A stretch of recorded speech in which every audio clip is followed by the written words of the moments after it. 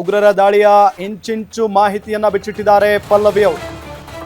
ಮಂಜುನಾಥ್ ಅವರ ಪತ್ನಿ ಪಲ್ಲವಿ ಉಗ್ರರ ದಾಳಿಯ ಇಂಚಿಂಚು ಮಾಹಿತಿಯನ್ನ ಬಿಚ್ಚಿಟ್ಟಿದ್ದಾರೆ.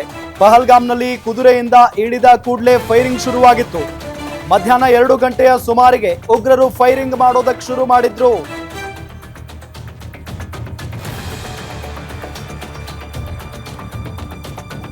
ಪಹಲ್ಗಾಮ್ನಲ್ಲಿ ಕುದುರೆಯಿಂದ ಇಳಿದ ಕೂಡಲೇ ಫೈರಿಂಗ್ ಶುರು ಮಾಡಿದ್ರು. ಮಧ್ಯಾಹ್ನ 2 ಗಂಟೆಯ ಸುಮಾರಿಗೆ ಉಗ್ರರು ಫೈರ್ ಮಾಡೋದಕ್ಕೆ ಶುರು ಮಾಡ್ತಾರೆ.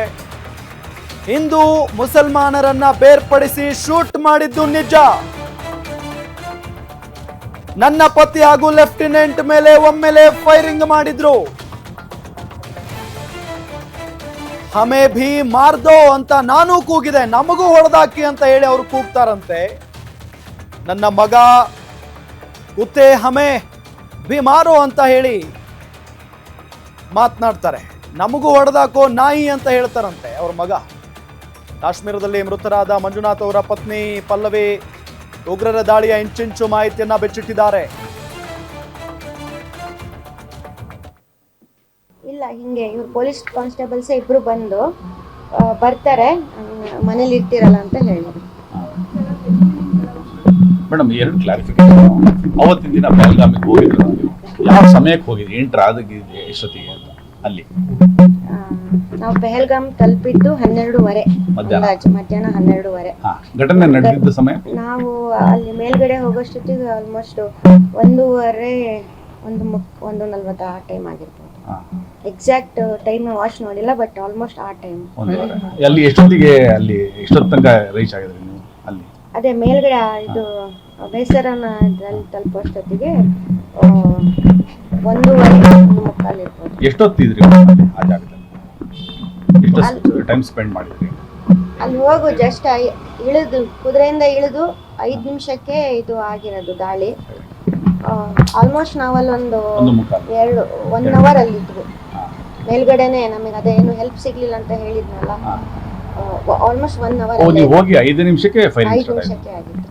ಮೇಡಮ್, ಅವರು ಏರ್ಫೋರ್ಸ್ ಅವರೊಂದು ಜೀವ ಇತ್ತು ಅಂತ ಹೇಳ್ತಾರೆ. ಅಂದ್ರೆ ಇನ್ನೊಂದು ಲೆಫ್ಟಿನೆಂಟ್, ಹೌದು, ಅವರು ನಮ್ಮ ಹಸ್ಬೆಂಡ್ ಹತ್ರನೇ ಅವರು ಇದ್ರು. ಆ್ಯಕ್ಚುಲಿ ಫಸ್ಟು ನಾನು ಅವ್ರ ಹತ್ರ ಹೋಗಿ ಅವ್ರ ವೈಫ್ ಅಂದರೆ ಇದು ಮಾಡ್ತಾ ಇದ್ರು, ತೋಡಿ ಸಾಸೆ ಅಂದರೆ ಸ್ವಲ್ಪ ಉಸಿರಿದೆ, ಕುದುರೆ ಮೇಲೆ ಹಾಕೊಂಡು ಕರ್ಕೊಂಡು ಹೋಗೋಣ ಕೆಳಗಡೆ ಅಂತ.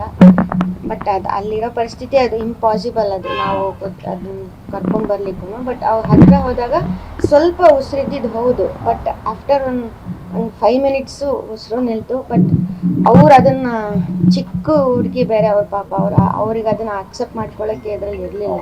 ನಂಗೂ ಗೊತ್ತಾಯ್ತು, ಬಟ್ ನಾನೇನು ಅವ್ರಿಗೆ ಹೇಳಕ್ ಹೋಗ್ಲಿಲ್ಲ.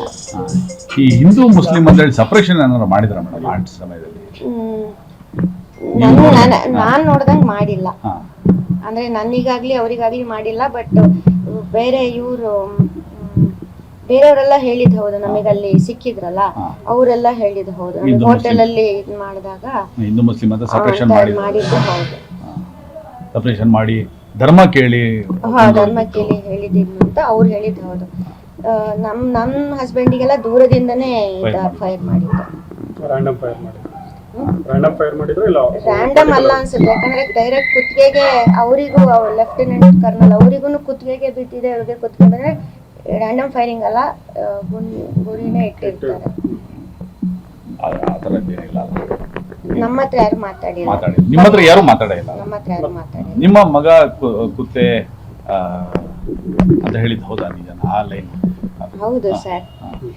ಅದೇನು ವಿಡಿಯೋ ಕವರೇಜ್ ಮಾಡ್ಬೇಕಿತ್ತೆ ನನಗೆ ಗೊತ್ತಿಲ್ಲ. ಕ್ವಶನ್ ಸಾಕು ಸರ್ ಪ್ಲೀಸ್.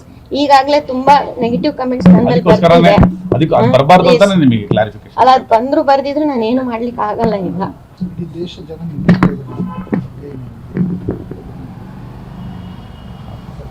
ಅದ್ ಹೇಳಿದ್ ಹೌದು. ಅವ್ನು ನಮಗ್ ತಿರ್ಗ ಆ ಥರ ಉತ್ತರ ಕೊಟ್ಟಿದ್ದು ಹೌದು. ಮೋದಿಗೆ ಹೇಳಿ ಅಂತ, ಮೋದಿಗೆ ಹೇಳು ಹೋಗು ಅಂತ ಹೇಳಿದ್ದು ಹೌದು.